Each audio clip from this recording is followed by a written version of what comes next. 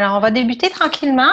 Alors, bienvenue à la série de webinaires sur le développement des jeunes enfants en période de pandémie. Cette série de webinaires va mettre en lumière certains effets possibles de la pandémie, de ce qu'on vit présentement, qui est tout à fait exceptionnel et inhabituel. Donc, quels effets il peut y avoir sur les comportements et les émotions des jeunes enfants? On n'a pas idée encore de l'impact que cette situation particulière a sur nous, a sur les enfants. Ça va nous prendre des études et on en a, je pense, pour plusieurs années à mieux comprendre l'impact de tout ça. Plus de 50% des parents rapportent voir des signes de détresse chez leurs enfants, de l'ordre de tristesse, d'anxiété. Et 35% disent « Ah, moi, c'est des comportements perturbateurs que je n'avais jamais vus. Que se passe-t-il avec mes enfants tout d'un coup? » Aujourd'hui, on va, dans cette série de webinaires, on voulait explorer un peu plus ce que nous dit l'état des connaissances sur l'autorégulation. Donc, pourquoi est-ce si important? Pourquoi il y a tant d'études? Pourquoi on se pose autant de questions? C'est que l'importance de l'autorégulation, elle est assez bien documentée. Elle est à la base, il semble, de tous les apprentissages que l'on peut faire. Donc, des apprentissages de l'ordre de comment bien se comporter en société, tout ce qui est de l'ordre de la compétence sociale, mais aussi l'autorégulation dans tout ce qu'elle est, soutient des apprentissages comme la lecture. Puis, on sait que pour beaucoup de parents que l'on côtoie, et nous-mêmes comme parents un jour, on a ce souhait-là que nos enfants soient prêts à apprendre, mais on a souvent en tête des apprentissages de type scolaire, là. Être capable aussi de tolérer les délais, la gratification, tout ce qui touche la régulation des émotions. Mais donc, ces composantes, comportement, donc contrôle de nos impulsions, contrôle cognitif, être capable de suivre les règles et tolérer les frustrations, ce sont toutes des habiletés qui sont liées à l'autorégulation. Donc, ce que c'est, plus précisément, l'autocontrôle, la capacité à se contrôler, c'est une dimension de l'autorégulation. Quand on parle de s'autoréguler, là, que ce soit nos comportements, nos émotions ou nos idées, on parle donc de trucs qui touchent le comportement. Donc, la définition, elle est à gauche de l'écran, donc capacité à contrôler ou à réguler notre attention. Et ça inclut l'attention sélective nécessaire, être capable de focusser mon attention sur la partie importante de la consigne que mon éducatrice, ma mère, mon père, mon enseignant me donne. Ce qu'on sait, c'est que son développement de l'autorégulation est influencé par le développement du cerveau, entre autres, tout développement là, du cortex, là, la partie derrière notre front, là, le fameux cortex préfrontal qui semble être le siège là, du frein de nos impulsions, de l'inhibition de nos comportements. Et bien sûr, il y a les conditions environnementales, dont les pratiques parentales qui viennent aider à ce développement-là de cette zone du cerveau-là, entre autres, et qui aident au développement de l'autorégulation. Et, extraordinaire, c'est clair dans la littérature, le stress, les situations de vie stressantes viennent compromettre notre autocontrôle, notre autorégulation, désolée. Et je pense que ce qu'on vit actuellement, ça, on peut la considérer comme une période stressante. Donc, Sonia Lupien, je suis certaine que plusieurs d'entre vous la connaissez, cette chercheure qui a autant examiné le stress, fait des études, et elle nous a rappelé qu'en situation de stress, en fait, on peut en 4 lettres, pas mal comprendre les différents impacts et ce qu'il y a derrière une situation stressante avec l'acronyme CINE. CINE étant C pour contrôle, I pour imprévisibilité, M pour nouveauté et E pour ego. Alors, contrôle, on va vivre du stress. Si on ne se sent pas en contrôle, eh bien, gardons. Je pense que dans ce qu'on vit actuellement, il y a sûrement quelque chose qui touche les adultes dans le fait de ne pas contrôler les choses comme d'habitude. Imprévisibilité. Qu'est-ce que demain, qu'est-ce que le confinement des confinements, qu'est-ce qui va se passer? On n'en a aucune idée. Puis, je pense que c'est assez généralisé. La nouveauté, c'est une situation jamais vue. Donc, on sait que le stress en situation de nouveauté, faire face à la nouveauté, on a tous un niveau de stress plus élevé. Et donc, actuellement, ces 3 caractéristiques-là du stress, on peut se dire, on lève la main, mais on peut aussi se dire, les enfants, dans les réactions qu'on observe, ils sont en manque de contrôle très certainement. Il n'y a plus rien de leur routine qui est comme avant. Imprévisibilité des jours qui se suivent et se ressemblent, mais qu'il n'y a plus de repères par rapport au passé. Et la dernière lettre dans la définition de Sonia Lupien, c'est que le stress, c'est quand notre ego, pour ego, est menacé. Et je faisais la blague plus tôt, mais c'est tout à fait vrai. Moi, actuellement, je vis toutes ces lettres-là, et le E en particulier, parce que mon ego est menacé tout à coup que ce que je dis n'a pas d'allure. Alors, voilà, juste pour dire que tout ça, on le sait, ça a un impact sur l'autorégulation. Donc, les deux grandes composantes, la composante comportementale, c'est à cette diapo que je faisais référence il y a quelques minutes, donc contrôle de soi, et de l'autre côté, plus le contrôle cognitif.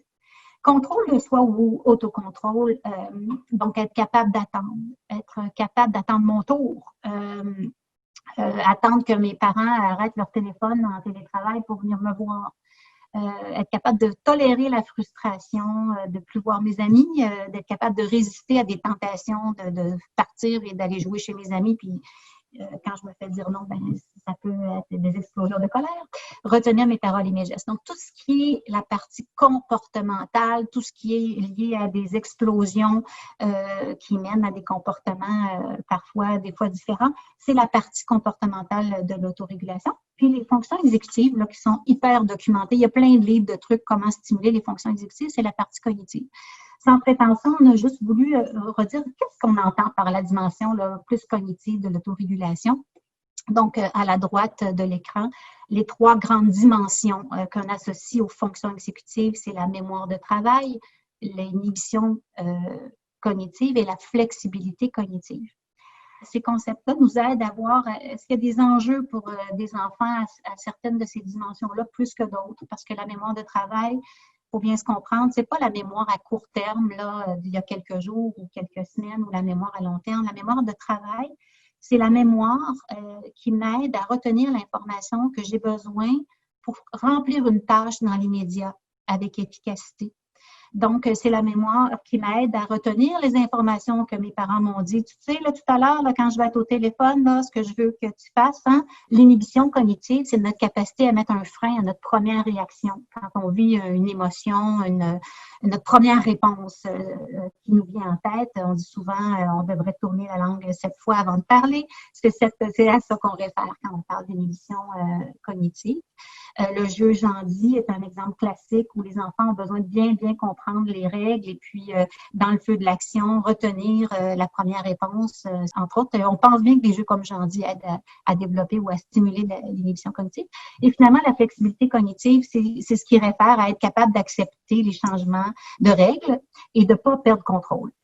Donc, on dit des fois, cet enfant-là, il manque de flexibilité, il faut que la routine elle soit bien claire. Dès que ça déroge, ça ne va pas.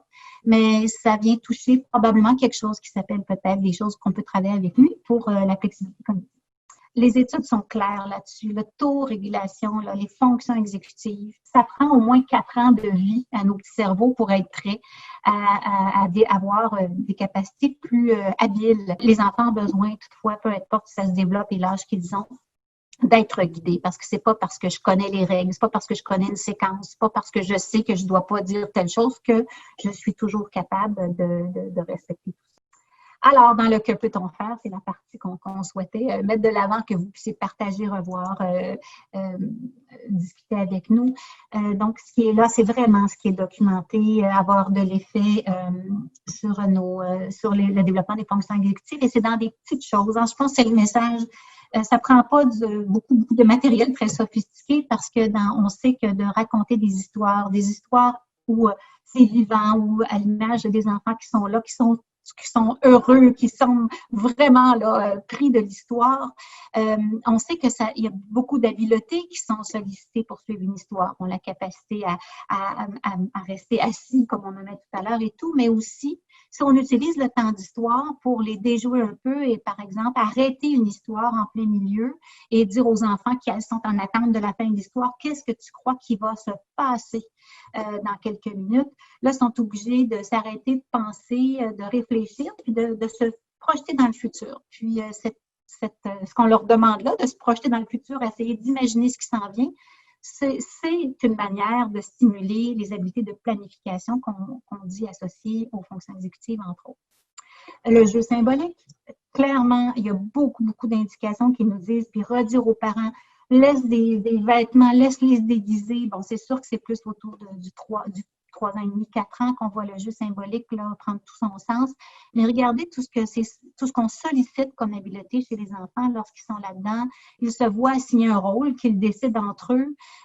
Ils doivent respecter leur rôle parce que sinon les autres ne seront pas contents parce que c'était lui le chef, c'était pas toi. Le jeu apprend donc à respecter les consignes, apprend aussi, stimule là, bien sûr l'imagerie, puis ça fait quoi un chef dans la vie, qu'est-ce que je devrais faire comme action. Donc, le respect des règles est là, la représentation mentale est stimulée dans ces jeux-là et c'est vraiment associé au niveau de la littérature à de meilleures habiletés d'autorégulation. La musique aussi, beaucoup d'études, d'essayer de voir si on fait plus de musique. Alors, vos super bonnes idées, toujours de dire aux parents, je vais te donner ou partager aux parents quelques trucs pour se concevoir, là, des petites castagnettes maison avec du riz et tout ça. On sait le rythme, les encourager à suivre des rythmes et tout ça, à mettre une musique et suivre les choses ou à jouer un instrument. Exercice et yoga, le jeu extérieur, les jeux libres, bouger, semble associé à de meilleures habiletés d'autorégulation chez nous, chez nos enfants. Il y a quelque chose qui s'appelle probablement libérer du stress, mais aussi, et ça, on ne sait pas trop exactement comment les choses se faire, mais on se rend compte, par exemple, que laisser les enfants grimper, leur laisser plus aller dans la motricité globale et moins en fait, tout ce qui va vers le jeu, même des fois un petit peu risqué, semble être associé à de meilleures habiletés d'autorégulation. Puis le yoga, on n'a pas fini des études là, qui traitent de le yoga, la pleine conscience, démontrent vraiment des effets sur la baisse du stress, la baisse de l'anxiété, mais aussi sur les habiletés d'autorégulation. Ça a été assez démontré. Que peut-on faire, encore une fois?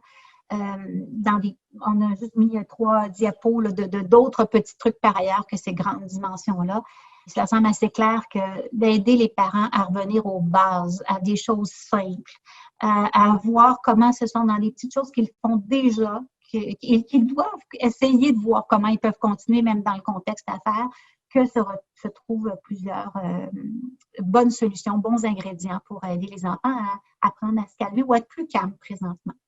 Donc, écoutez, une chose qui sort de manière assez claire, c'est que l'autorégulation est liée à des attachements sécurisants chez nos enfants et donc à une capacité des parents, des éducateurs à être dans de la chaleur, dans une réponse rapide aux besoins. Tu n'as pas besoin de faire des choses extraordinaires. Ta présence, ta chaleur, le fait que tu sois là, c'est extrêmement important. En fait, c'est ce qui ressort probablement comme l'indicateur numéro 1, ces réponses-là. Pour expliquer de meilleure autorégulation dans la période préscolaire.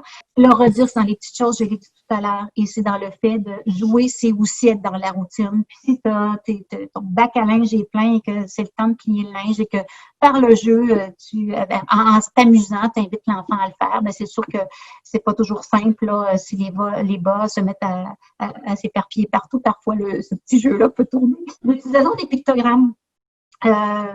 Présentement, plus que jamais, notre routine, elle est changée. Puis, quelles sont nos attentes? Redire aux parents, prenez le temps là, de les illustrer, puis même de clarifier c'est quoi être calme pour vous, puis de pouvoir peut-être même faire une activité, aller fouiller dans les magazines ou les dépliants qu'on a pour voir des images qui représentent pour nous être calme, c'est quoi? Parce qu'on a tous une définition différente d'être calme.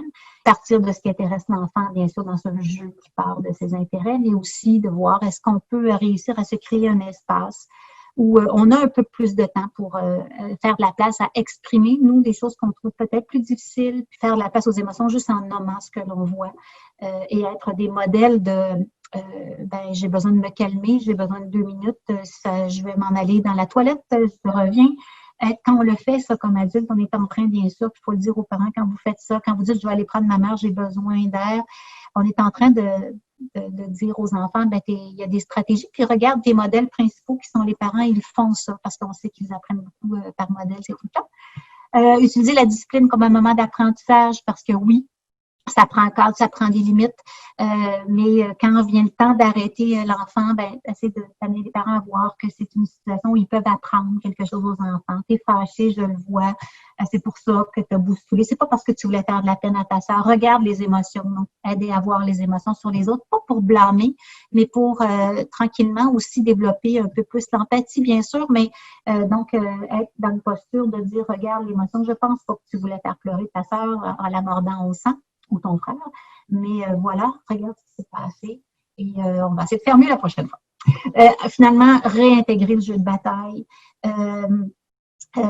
C'est dans les familles, c'est ça. Bon, il y a des parents qui seront plus à l'aise avec ça que d'autres. Et l'idée, c'est qu'on sait que le jeu de chamaille, parce qu'il a des règles très claires, n'augmente pas les gestes agressifs, au contraire, parce que c'est associé à développer davantage, entre autres, s'arrêter avant qu'il soit trop tard. Si je vais trop loin dans le jeu de chamaille avec mon frère, ma soeur, mon père ou ma mère, je vais me faire dire « wow, c'est assez » et j'apprends comme ça à respecter des règles et des limites et il semble que ce soit très porteur. Mais aussi à nos parents de dire « c'est une bonne chose, ça ne semble pas augmenter l'agression ». Et bien sûr, rappeler que des fois, les comportements de recherche d'attention, il y en a beaucoup, il y en a peut-être beaucoup plus présentement, de les ignorer, mais que l'ignorance intentionnelle ne fonctionne que si et seulement si, on revient à une attention positive, on accorde de l'attention à l'enfant dès qu'il cesse son jeu d'aller chercher de l'attention en faisant le petit singe à côté de moi. Et enfin, bien sûr, dans les contextes et revenir aux bases avec les parents, c'est de leur dire oui, il faut que tu en mettes des limites. Et il y a quelque chose qui s'appelle des privilèges, et des privilèges, bien, parfois, ils peuvent être retirés. Donc, est-ce qu'ils sont clairs, les privilèges qu'on peut lister, expliquer aux enfants, puis de dire, regarde, si ça ne va pas, puis tu viens me crier dans les oreilles alors que je suis à essayer de travailler, bien, il y aura peut-être une petite perte de privilèges. Merci Isabelle. C'est fort utile. Puis fort utile aussi de nous rappeler de revenir à la base. Je pense que dans un contexte aussi particulier que ce qu'on vit présentement, juste de se retrouver et de revenir à la base, non seulement pour ceux qui travaillent les enfants, les familles, mais pour tout le monde, incluant les enfants eux-mêmes, c'est essentiel. Peut-être, Isabelle, donner un petit peu plus de précision sur les jeux de bataille et de chamaille. Ce qu'on sait du jeu de bataille, c'est que il y a des règles et les enfants, naturellement, se donnent des règles. OK, on va jouer à se battre. Peut-être que le jeu de chamaille, le terme, des fois, c'est chamaille, jeu de bataille. C'est pas considéré un contexte d'agression, de laisser les enfants faire semblant d'être dans de la bataille. Et on sait que c'est des contextes où les enfants, entre eux, se mettent des règles et apprennent à se donner, à tour de rôle. OK, là, c'est toi qui as le dessus, là, c'est moi.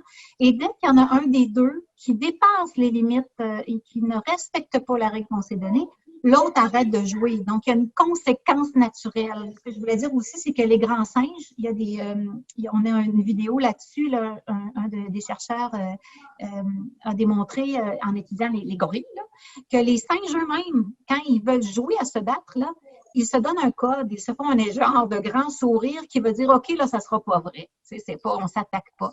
Et là, ils vont respecter les mêmes règles qu'on voit dans le jeu de bataille, c'est-à-dire laisser l'un et l'autre prendre le dessus. Et que si jamais il y en a un qui mord pour vrai, ben là, l'autre, il va avoir une taloche et puis ça va finir. Donc, ça semble être là. Les enfants le font assez naturellement. Puis, il y a des adultes plus à l'aise que d'autres de le faire. Puis, c'est juste, puis si on n'est pas à l'aise, bien sûr, on ne le permet pas comme parent ou comme éducatrice, mais il semble que c'est porteur pour l'autorégulation. On a quelqu'un qui demande, Isabelle, si tu penses que les privilèges, c'est un bon moyen pour aider les enfants à s'auto-réguler. Qu'est-ce que tu en penses? Ça, je pense que je ne sais pas, c'est à ça que la personne fait référence, mais c'est sûr que ce qu'on souhaite, il y a aussi dans la vision que l'enfant lui-même soit satisfait, qu'il n'ait pas besoin de quelque chose d'extérieur, les fameux renforcements extérieurs, matériels et tout, et de se dire, ce qu'on souhaite, et on s'entend là-dessus, là. Un enfant qui est capable de voir ses propres succès, puis d'être fier de lui, il n'y a pas besoin qu'on en mette beaucoup de renforcements, surtout pas matériel. Mais c'est quand même les privilèges, quand on parle de redonner de l'attention positive, dans des petites choses, c'est quelque chose qui fait du bien, avoir accès à un privilège. Puis si regarde, t'as été, tu sais, on a passé une belle heure ou une belle demi-heure ou un bel avant-midi, petit privilège, on va prendre 5 minutes de plus, on va faire ça. C'est des privilèges. Et vous savez, les enfants, quand on les questionne, quand ils sont un peu plus vieux, plus d'âge scolaire, puis on leur demande, ça serait quoi pour toi un privilège, par exemple, dans la classe? Quand on prend le temps de le faire, la plupart des enfants vont dire, moi, ce qui me ferait plaisir si je fais des progrès, c'est de passer du temps avec toi, mon enseignante, ou d'aller aider l'enseignante dans les classes de maternelle. C'est fascinant comment c'est le relationnel, puis on sait que c'est le renforcement relationnel qui est le plus important, qui est le prioritaire. Mais quand même, pour pouvoir, à un moment donné, puis surtout dans le contexte actuel, dire ça nous prend peut-être des balises puis des messages encore plus clairs, on dit, oui, il peut y avoir des privilèges et c'est là-dessus qu'on coupe pour passer un message, mais bien sûr, dans l'optique où on souhaite que les messages s'intègrent, parce que l'autorégulation, c'est aussi avoir intégré des messages et des stratégies pour qu'on n'ait plus besoin d'être autant là-dedans à un moment donné. Mais non, on est dans un contexte particulier. Nos enfants d'âge préscolaire, ils sont petits en titi. Nous, c'est difficile pour nous, puis des fois, un petit privilège, ça nous fait du bien. Tu parlais tout à l'heure de routine. Est-ce que dans le contexte actuel, ça revêt une importance d'autant plus particulière de maintenir une routine qui va peut-être être sécurisante pour les enfants, pour nos tout-petits? C'est clair que la fameuse routine, pour nous aussi, on dirait que ça nous aide, malgré ce qu'on vit de confinement, de maintenir des petites habitudes, puis de se lever pas trop tard, puis peut-être de s'habiller, puis tout ça. On dirait que c'est vrai que la routine a un effet sur baisser notre anxiété. Maintenant, la routine actuellement, elle est complètement différente de juste par le fait qu'on est à la maison avec les enfants. Donc, il faut la revoir, puis il faut c'est ça, d'où l'idée tantôt de prendre le temps, on parle enseigner la routine, là, ça fait très académique, mais c'est prendre le temps de l'expliquer. Voilà ce qui va se passer, voilà peut-être ce qu'on peut faire, à quelle heure on va manger, ce que je te propose de faire ce matin, quand est-ce qu'on va aller marcher, puis peut-être même d'illustrer les étapes de la journée, parce que oui, absolument, c'est associé à me sécuriser, à avoir moins de réactions d'anxiété puis de perte de contrôle, de référer à la routine. Puis quand je l'affiche, je peux y référer à dire à l'enfant, regarde, là, tu n'arrêtes pas de venir me voir pour savoir quand est-ce qu'on va manger ou quand est-ce que je vais m'asseoir avec toi. Regarde, ça va être là. Une question aussi qui vient de nous être posée. Est-ce que l'apprentissage va se faire au fur et à mesure qu'on avance avec l'enfant? Donc, est-ce que c'est quelque chose qui est progressif ou est-ce que c'est quelque chose qui arrive du jour au lendemain, là? Non, puis ce qui est clair, c'est que ça s'apprend. C'est clair que ça prend du temps. Quand je disais 4 ans, là, il y a quelque chose de magique avec 4 ans, 4 premières années de vie là, pour plein de choses, dont c'est ça, apprendre à reconnaître nos émotions. Et c'est pas fini à 4 ans, Dieu merci, on s'entend là-dessus, là, c'est que le début, mais ça prend du temps. Puis, ce qui est assez clair, c'est que alors que les réactions impulsives, agressives semblent se manifester pas loin après la naissance, là, c'est-à-dire les explosions, il y a des enfants qui, sans le vouloir, bien sûr, on ne parle pas d'intentionnalité chez nous tout petits en termes de gestes agressifs, mais il y a quelque chose qui semble beaucoup plus être là, qui fait partie de comment on arrive dans le monde et qu'on doit apprendre à freiner. Et que donc, les apprentissages, c'est pas naturel d'être gentil, c'est pas naturel d'être capable de se calmer. J'ai des différences individuelles à la naissance, dépendamment des tempéraments puis des capacités d'apaisement, puis ce qu'on appelle le contrôle volontaire, là, capacité de se calmer un tout petit peu, de s'apaiser quand on est bébé. Il y a des différences grandes entre les enfants, puis il y a des enfants que ça va prendre plus de temps, plus d'énergie. Les parents vont être plus essoufflés, mais ils vont y arriver. Mais c'est sûr que ça prend une disponibilité et un calme comme parent pour aider les enfants à se calmer. Puis parfois, comme parents, on a besoin d'être soutenu pour être dans une posture d'aider nos enfants à développer ces capacités-là. Donc, il y a des parents qui sont bien sûr plus fragiles que d'autres pour soutenir les enfants. Puis c'est là qu'on peut jouer. Excellent. Dans le contexte actuel, où est-ce qu'on doit amener nos tout-petits à se laver les mains, peut-être si ça leur tente pas, puis à dire, ben non, tu peux pas jouer avec tes amis, il faut garder une certaine distance chez les enfants où est-ce que l'autorégulation est pas encore nécessairement acquise. Est-ce qu'il y aurait une façon de faciliter ça, puis de les amener à collaborer finalement dans ces nouvelles mesures-là qui sont mises en place? Oh, si j'avais la réponse. Si vous l'avez, la réponse, vous me la donnez. Non, mais en fait, en référence à ce qu'on parlait tout à l'heure, le jeu, comment ça peut faire partie d'une routine. Et Christelle, tu me feras penser, il y a le document que Boscoville a fait pour rappeler des choses dans la routine aux parents là, que j'aimerais qu'on partage aussi. Mais c'est ça, comment on peut ramener ça un petit peu dans on joue à se laver les mains. Mais tu sais, nous autres, là, comme parents, c'est dur, puis bon, on se le fait dire à tous les jours que c'est 20 secondes, puis bon, de se laver les mains, c'est long, 20 secondes, bon, on dit chanter en même temps, tout ça, tu sais, ces trucs-là, de rendre, tu sais, c'est un peu ça, le jeu, c'est souvent des éléments de routine que l'on rend amusants. Est-ce qu'on peut, et je sais que les parents sont hyper créatifs pour essayer, il y a plein de bonnes idées, mais n'empêche que c'est sûr qu'on est dans des contextes où on en demande plus. Il y a encore plus de frustration, tu sais, du fait que les demandes sont augmentées. Donc, en contrepartie, est-ce qu'on peut essayer de limiter le nombre de demandes sur d'autres choses? C'est bon. Est-ce qu'il y a je pense qu'il y a des trucs peut-être pour aider les enfants à se calmer, puis à se recentrer, puis à retrouver leur calme finalement C'est sûr que dans l'action, quand il y a une perte de calme, notre posture première devrait toujours être, il semble, l'idée qu'on doit, c'est pas le message à passer de ce que tu viens de faire, ça n'a pas d'allure, c'est d'aider l'enfant à retrouver le calme. Donc, notre posture première, c'est je vois que tu es fâché. Moi, je me dis toujours, c'est super beau dans les livres, mais bon, je me dis, venez pas chez moi à l'heure du 5 à 7, en tout cas quand mes enfants étaient petits, parce que le 5 à 7 dans une famille. Mais tu sais, la posture numéro 1, c'est d'essayer, même si on n'est pas très calme, d'induire, de faire comme si on était calme, puis on dit, je vois que tu n'es pas calme. C'est la meilleure, c'est la première posture, parce que notre premier geste d'intervention devrait viser le retour au calme. Avant d'enseigner, je voulais pas que tu lances le verre d'eau par terre. Alors, puis après ça, oui, quand les enfants sont calmes, là, c'est là qu'on peut enseigner des stratégies comme on va respirer, on va apprendre des respirations papillons quand ça va pas, on va pouvoir les utiliser, ces respirations-là.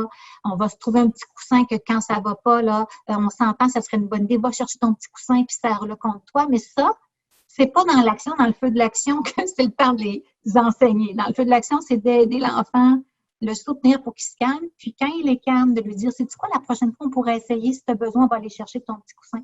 On a Monique Lantier qui a levé la main. Présentement, il y a plusieurs organismes qui ont mis sur pied des belles initiatives pour rejoindre les familles, pour avoir un semblant normal, pour avoir une routine. Dans le meilleur des mondes, les pratiques en matière d'autorégulation, c'est sûr qu'on veut les préconiser. Mais la réalité est tellement différente et puis il y a une clientèle que déjà on a une difficulté à rejoindre. Et surtout là, on a des familles qui, les parents doivent travailler à la maison. Donc, ils ne sont pas toujours disponibles pour avoir la routine stable. On a les familles monoparentales, des parents ayant des enfants à besoins particuliers. Et puis, on a une clientèle vulnérable aussi. Donc, tu sais, comment qu'on peut aller les rejoindre pour avoir un semblant de normalité? Parce que déjà, c'était plus difficile avant et c'est encore plus difficile dans les circonstances qu'on vit, là. Et surtout, en Monique, il y a beaucoup de ressources qui sont fermées présentement, des ressources qui jouent ce rôle de tendre la main aux parents, de les appeler. J'ai perdu mon oreille. De les appeler. Ça est dans un contexte où les enfants vont plus dans les milieux éducatifs, donc qui sont bien sûr une porte d'entrée pour nous. Moi, je me dis, ça se résout à tendre la main, à y aller. Dans un projet auquel je participe, on travaillait là, avec plusieurs familles à faire des groupes de parents césariens incroyables. C'est les détails. Mais ces groupes-là, se sont arrêtés du jour au lendemain, les groupes de support de parents ou tout ça. Et tout le monde était comment on peut faire. Puis les parents eux-mêmes disaient comment on va les continuer. Puis là, l'utilisation nous a pour aussi, pour les parents, parfois de briser l'isolement, de se dire, regarde, est-ce qu'on peut une fois qu'on a compris la technologie, qu'on a accès bien sûr à un écran, un téléphone ou tout ça, entre nous, on a vécu dans les dernières semaines dans ce projet-là des belles choses où les parents, bien sûr, ils se connaissaient, ils se voient, mais comme dans des ressources, là, les parents qui sont habitués à se voir, est-ce qu'on peut, mais là, ça prend des gens qui sont à l'emploi dans les ressources pour animer ces choses-là. Une chose qui a beaucoup marché au-delà de proposer aux parents de se rencontrer, ça a été les appels, bien sûr, individualisés. Et là, on a accès à les gens, à la détresse des gens, mais il faut avoir des gens disponibles à le faire. Il y a des lignes d'écoute, là, je sais qu'ils se sont réorganisés et tout ça, mais moi, je pense que ça passe par un contact individualisé. Mais à moins, vous avez sûrement des idées, Monique, à nous partager. Non, mais c'est sûr. Mais je regarde ce que les organismes ont mis en place, puis c'est bien. Mais justement, les appels individuels, c'est un bon point.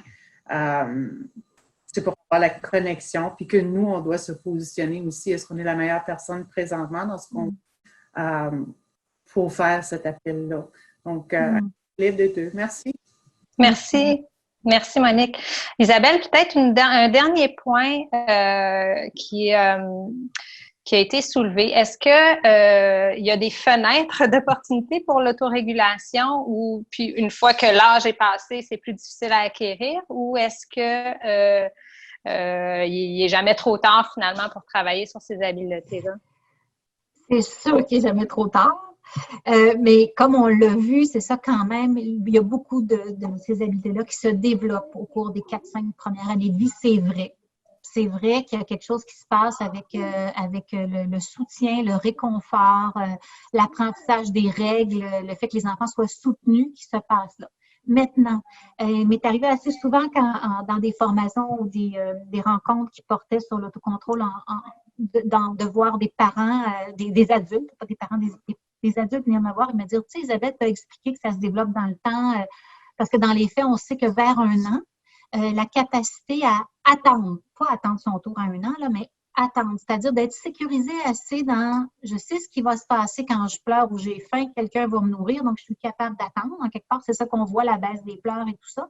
C'est vers 1 an qu'on voit la base de l'autocontrôle comportemental commencer à s'installer. C'est le début. Après ça, on a la vie. Mais après coup, on sait que vers 2 ans et demi, 3 ans et demi, les enfants font un peu moins de crise quand ils se font dire non. Ils ont été sécurisés au niveau affectif. Puis s'ils ont appris qu'un non, à un moment donné, c'est pas le fun, mais c'est non. Donc, ça va avec l'apprentissage des limites aussi. On sait que la fenêtre, là, 2 ans et demi, 3 ans et demi, la tolérance à la frustration, on sait que ça commence à se développer. Ça dure toute une vie. Puis vers 3 ans, on voit commencer à s'installer la capacité là, de contrôle de soi. Donc, retenir mes paroles et mes gestes. Là. On commence à voir ça s'installer tranquillement. En plus vers 3 ans et demi, 4 ans. Ceci étant dit, ce qu'on fait, c'est que pour être capable de me faire dire non puis de pas exploser tout le temps, il faut que j'ai été sécurisée. Donc, nos bases affectives sont là. Donc, avec les enfants, il n'est jamais trop tard. Puis si je suis avec un enfant, comme j'ai déjà vécu des enfants dans des classes regroupées à troubles de comportement fin primaire, mais on regarde les bases de l'autocontrôle, puis on beau avoir 13-14 ans, c'est la base qu'on a besoin de travailler. Puis quand on installe un climat qui est avec des règles claires, mais chaleureux et avec des ingrédients qui vont dans l'ordre d'aider les enfants à être tu peux faire confiance ici, on va répondre à tes besoins. On voit des choses commencer à s'installer au niveau d'une amélioration des comportements. Donc, la réponse, c'est toute une vie, mais ça commence tôt. Puis, bien sûr, on a avantage à donner beaucoup de support pour que ça commence à se mettre en place le plus tôt possible. Je ne sais pas si ça a du sens. Merci. Oui, merci Isabelle. On va terminer la discussion sur ces beaux mots aujourd'hui. Soyez prudents, restez en santé, puis à la semaine prochaine. Merci beaucoup. Bonjour, merci Isabelle. Merci à vous.